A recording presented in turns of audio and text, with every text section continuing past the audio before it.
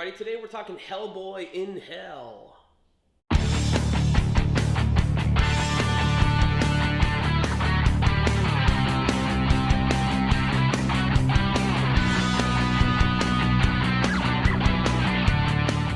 Hey everybody, welcome back to BK's Bullets. As always, I'm your host, Brent, and today we're reviewing Hellboy in Hell. This is Omnibus Volume 4.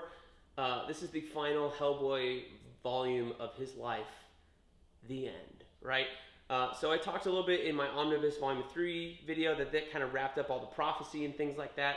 Wrapped up a little early, and I was really surprised to read this one and find that a lot of that prophecy stuff was actually wrapped up. And this is like, Hellboy actually did what he did, except that he died, right? He's in hell for a reason.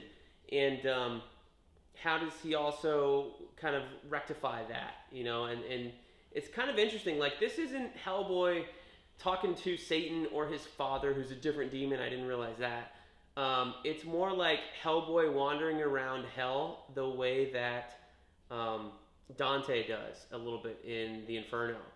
And he's got a little bit of a guide here, kind of like Virgil, who's not Virgil, it's a different character.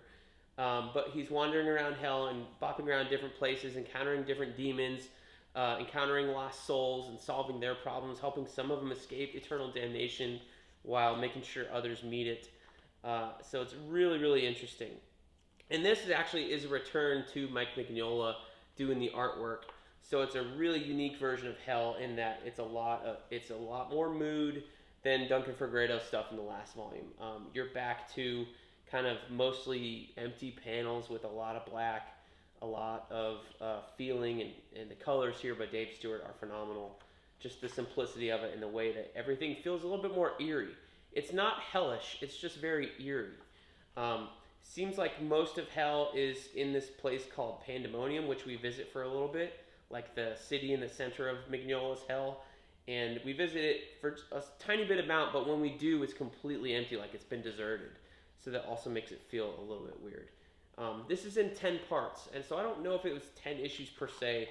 The terrible thing about these Hellboy volumes is that they don't really say like what's collected in here in terms of when it was published. It just says this collects Hellboy in Hell Volume 1 and 2 and 2 short stories.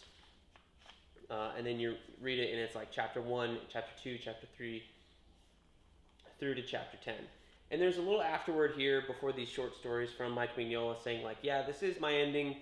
This is exactly how I wanted it. And there you have it. Like, this is my story. Fuck you if you didn't like it. But yeah, here's like the cities around the Lake of Hell with these lost souls and things like that. Really, really interesting. This was a total left turn from the way I thought Hellboy was going to end, especially after Volume 3 was so like slam bang action movie. To have this giant left turn of this cerebral walk through hell as the final volume in Hellboy's story was a definite left turn after that ramp up with the last omnibus. But I gotta say, I kind of enjoyed the left turn. You know, it took me to a place that I was not expecting, and I kind of enjoyed going through it being hell and all.